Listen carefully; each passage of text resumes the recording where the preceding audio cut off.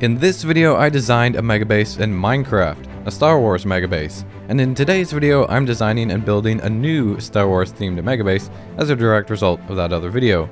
You see, I'm setting up the map for a big 100 player Star Wars themed event, and I need 2 capital ships, one from each opposing faction. As you probably already know, I've already got my 1/3 scale Venator already retrofitted with modded features and ready to go for the event. But I still need a CIS capital ship, which is what today's video is all about. First, I had to decide which ship I would use since there are a variety of choices within the CIS Armada. While I really like the Providence class carrier destroyer, I feel like it's a bit overused, so I knew I'd be going with either the Munificent or the Recusant. I eventually settled on the Munificent as it fits better with what I'm trying to accomplish in my event. Although, if I'm completely honest with myself, the Recusant is my favorite of the 3. Despite the multitude of curving hull plates on the Munificent, some simple math and good old-fashioned trial and error will still be the best way I know of for figuring out the ship's measurements. What exactly are those measurements? Well, here they are. My measurements are 1/3 those found on the Legends page for the Munificent on Wikipedia. And whoever came up with them knew exactly what they were doing, as the proportions worked out marvelously when using them. Oh, and I should probably mention that I'll be building this ship in 1.12.2 in modded Minecraft, but I'll be building the outside out of all vanilla blocks for a very specific reason, which I'll explain at the end of the video. This will be a 2-part series, as the interior of the ship will be designed in a separate video, so if you don't want to miss out on that, be sure to hit that subscribe button and turn on notifications down below. Whenever I'm trying to design a ship that's supposed to be as accurate as absolutely possible on this kind of scale, I always have to start by using some measurements to figure out how I'm going to build it in Minecraft. With small ships, I can freehand build it and it's not too difficult like I've done with a bunch of little things, but something that is multiple hundreds of blocks long, and especially as complicated as the Munificent, requires a lot of planning. The very first step is just to figure out exactly what the measurements are, which you saw earlier, and here I am doing them in real time.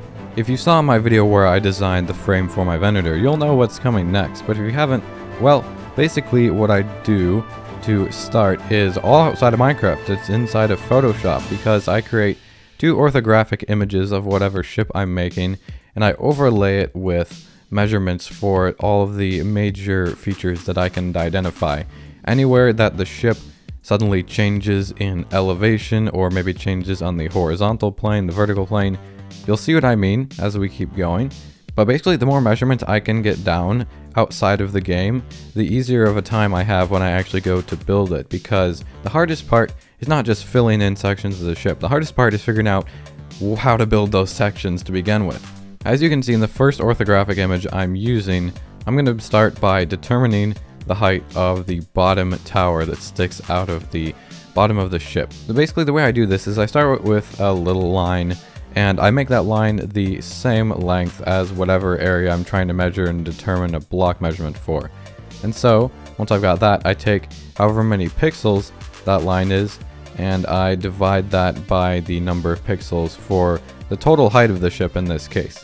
So once you do that, which you can see here with the calculator, I get the percentage that it's supposed to be.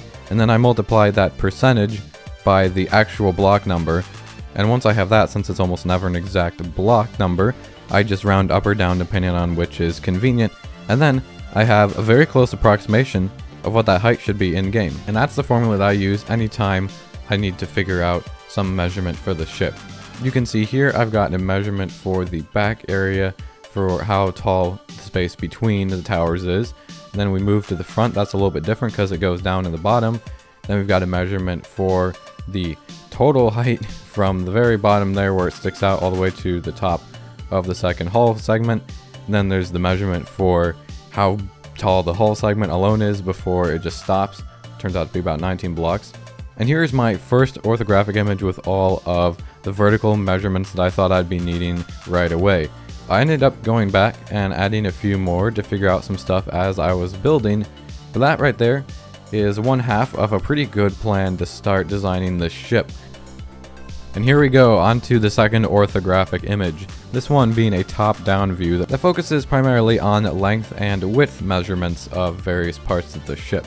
One notable feature about the Munificent is that it's fairly wide, but the vast majority of that is just the small wing segment. The body of the ship, when you strip away the hull plates, is a lot smaller than you might think. There's a lot less room on the interior than what you might initially think from the outside. In fact, it has an almost skeletal appearance at times, which you'll get to see better later on. Here's the vast majority of the width measurements. You see we've got different wingspan measurements, we've got the total width of the back hull plates, which ends up being only 55 blocks, only slightly more than a third of the entire width of the ship. The front width of the two hull plates together is 75, which is a fair bit bigger, but it's definitely not as much compared to the entire width. Then there's some miscellaneous small measurements for the gaps between the hull plates and the engines and stuff like that, but I still needed to add a few length measurements just to figure out the last little bits. This is the final version of the first orthographic view that I ended up using, and this is the final version of the second orthographic view. As you can see, there are a whole lot of measurements here for just about every feature of the ship that I could identify as needing some form of measurement. And this is great, but it's still not quite enough to start building. First, I needed to take a quick trip over to a great modded old game, Star Wars Empire at War, using the Thrawn's Revenge mod, because there happens to be a very nice Munificent model that I can look at in 365 degrees and get all the screenshots I want of it, which is awesome because the ship is a lot more complicated than just a pizza slice that is basically the same on the top as it is on the bottom. But here we are now at last in the game itself. And you can see here that I've got the color-coded measurements showing the dimensions of the ship. My ship will be built within this box here, and hopefully it's going to end up corresponding to it. That's the end goal. But if it doesn't, hey, it's not the end of the world. It's just a template. Now with my elytra all set and some fireworks not far behind, plus a few extra modded building tools, I'm ready to go.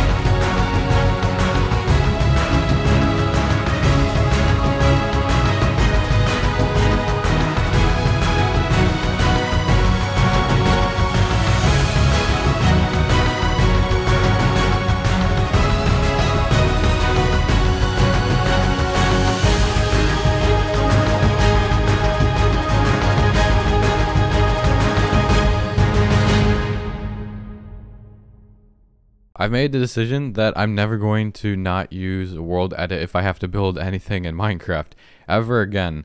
I had no idea just how amazing the command for texturing stuff could be.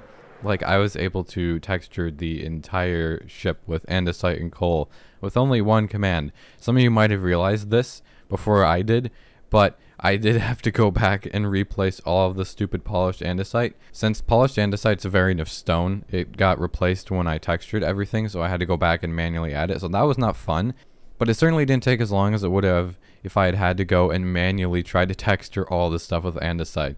I also employed the command for these areas of the ship in these various spots with a couple different blocks. That didn't require me to redo anything, so that was super cool. I used it down here. I'd really like to point out that the old lighting mechanics for stairs looks so much better for this feature, the way I'm using it to make the little ship lights. In the newer version of the game, the stair hitbox would actually be the same size as the stair, and the lighting would look like that if I broke one of the stairs.